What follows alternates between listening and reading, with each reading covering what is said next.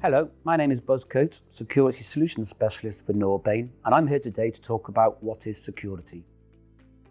When we think about the three basics of life, food, water and shelter, shelter really is very much about security, and that means from a long time ago we used to make sure our shelter or security was on top of hills or in caves, etc. etc.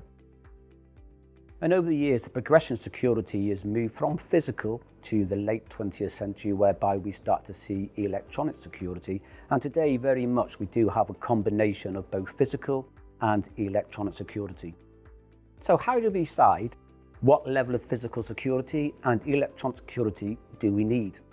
That will be based on a number of things, such as risk, i.e., what are we looking after? What is the risk of the building? Is it necessary to have maybe both physical and electronic security? We also have to look at the drivers. Why is it that we do need security? Is it a health and safety issue? Or is it the fact is that there is a major risk?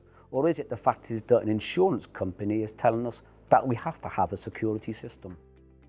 Typically in this environment, a security specialist or integrator or consultant or designer will be asked to maybe attend site and discuss with the end user what the risks are and the need for security. And from those discussions with the end user, the designer will then decide exactly what appropriate physical security or electronic security is required. An important consideration with these discussions is obviously the budget requirement. It could well be that you have an affluent residential house, and it may well be in that situation it's a combination of an intruder alarm system, but it also could well be then that you have an intercom for the gate and maybe just a couple of cameras that are on the outside of the building. And if we take an example of a small retail outlet, it could well be that the intruder system was put in because insurance company wanted to make sure that you were covered for any claims. But after a couple of claims, maybe they will then say, actually, you also need to have a CCTV system as well. And on top of that, it may well be you have a standalone access control system, which is used for your staff just to gain access to the store area and keeping that partition between customers and staff. And then we move up to a larger system, which could be a small logistics or larger logistics center.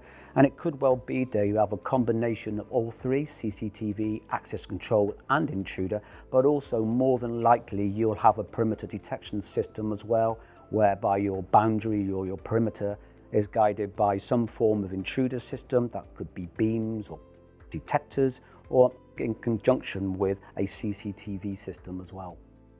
So if you'd like to find out more, give us a shout or head over to Norbain TV on YouTube.